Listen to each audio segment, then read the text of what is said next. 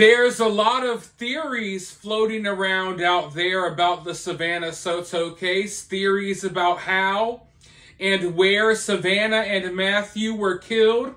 I have my theories, you have your theories, we all have our own theories, and apparently a lot of people believe, and people have asked me if I believe this as well, a lot of people believe that most likely Christopher killed Matthew and Savanah at a different location.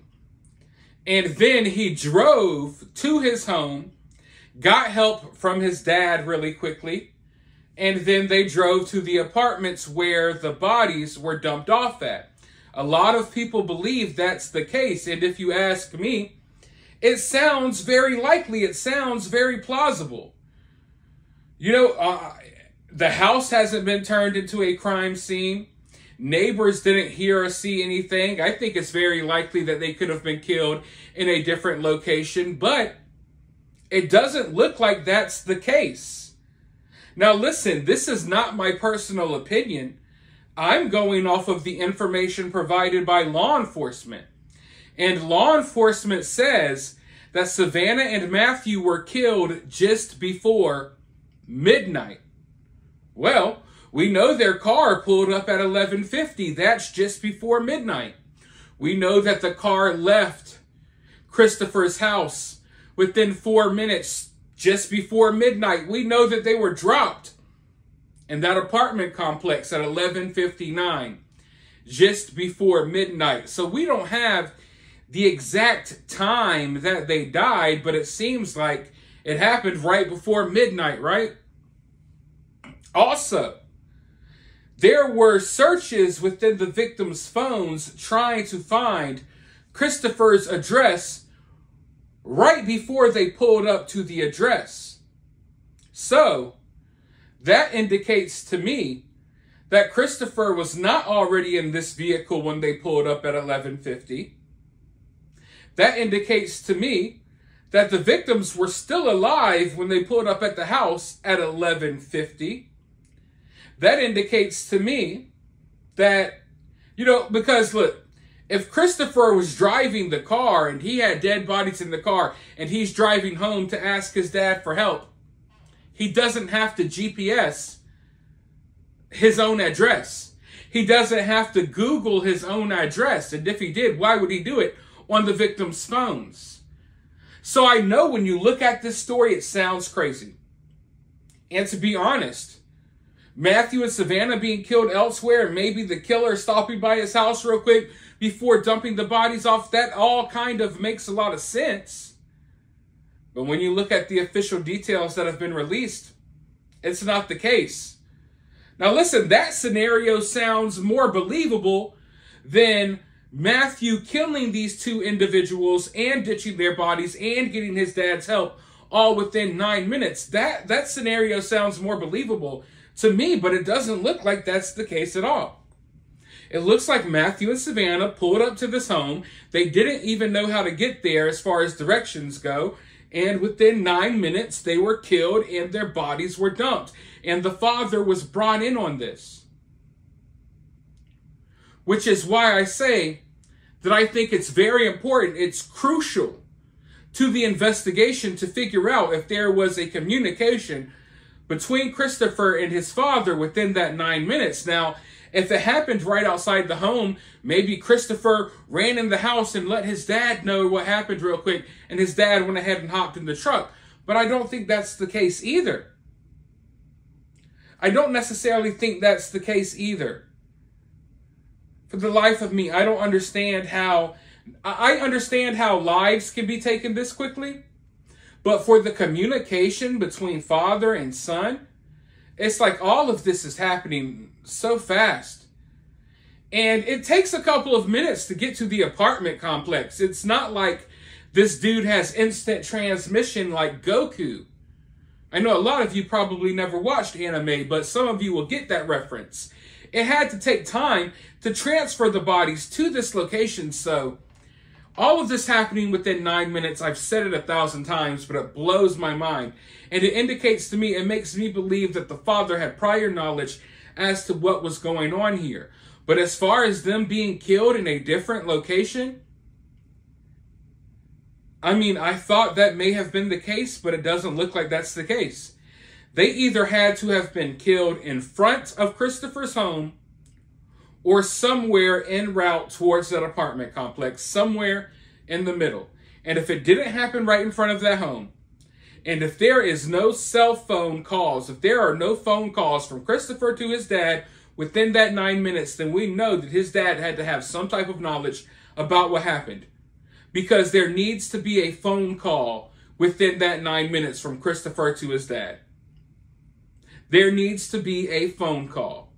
If there's not, then I feel like that shows a whole lot. For one, it shows that maybe this happened right at the house and the dad saw it happen or knew it happened. Or for two, it shows that maybe the dad already knew that something was about to go down. And if you ask me, I feel like that is probably the case.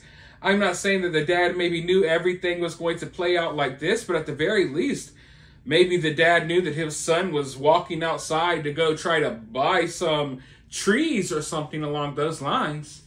Now, as I've been saying in prior videos though, don't get too stuck on some of this information. You would think that, the information provided by law enforcement, I would assume it's accurate, right? I assume it's accurate.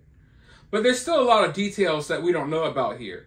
They didn't give us an official time of death. They said they died right before midnight. So what do they consider right before midnight? I consider 11:50 right before midnight, right?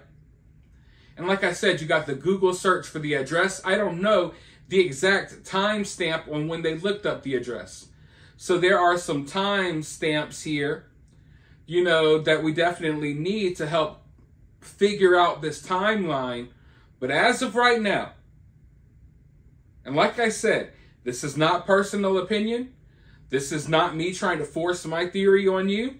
As of right now, according to law enforcement's information, these individuals were not killed before they showed up at that house at 11:50. Before that vehicle showed up at the house at 11:50. From all of the information that's been provided, it looks as if everything happened within that 9 minutes. I know it seems crazy. I know, like, when you step back and you look at the situation, it seems more likely that something happened before then, but that's the information we've been given. And that's all we can work with. So it looks as if they were either killed in front of the house or somewhere along the way towards that apartment complex. And that's one of the questions that I had and I raised in a prior video that I put out earlier. Where is the actual crime scene? Where's the actual crime scene? I know when they found the car at the apartment, they taped it off and they did their investigation. But, I mean, are they waiting on some type of warrants? Or like, I haven't really seen much activity at the home. I haven't seen them taping off the home as if they think that it's crucial to the investigation, as if there may be any type of evidence in the garage of the home. We haven't seen that.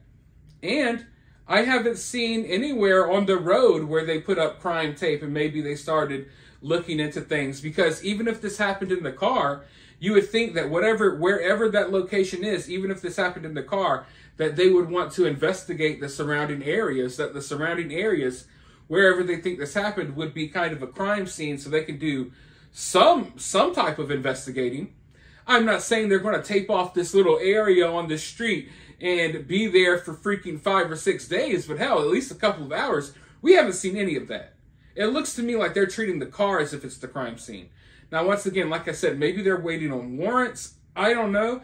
There's so many details that we don't know about. We don't know everything that law enforcement knows. We don't know everything that law enforcement is doing behind the scenes. But as of right now, with the information provided, that's all we can work with. And it doesn't look like anything happened at another location. It looks like it had to have happened right there on that house, right there on that street, or right there close by. In an area, a residential area where you think people may hear or see something.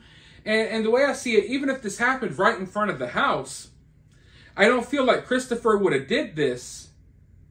You got this car sitting in front of your house. You just shot 2 people. You got people dead in the car. Then you run into the house to go tell your dad what happened. You know what I mean? It seems like there would be a sense of urgency to go ahead and get out of the area.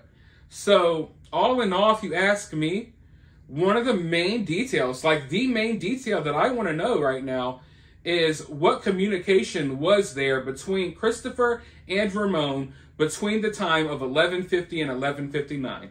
Because if there is no communication there, then we already know that Ramon has more to do with this than what they think or than what they've said so far. But let me know your thoughts about this down in the comments below. I know you got your own theories. I got my own theories. We're all looking at this timeline. We're all confused, okay? Don't think that you're the only one. I've been looking at this timeline, scratching my head, trying to figure out how all of this could have happened within this time frame. But hey, crazy things happen. Let me know your thoughts, though, down in the comments below. If you're feeling generous, you could donate to the channel directly via Cash App, or you can donate via Super Thanks, or you can help the channel for free by liking, subscribing, ringing the notification bell, all of that good stuff. But with that being said, I'm going to continue looking into this case, and I'll talk to you all very soon in the next one.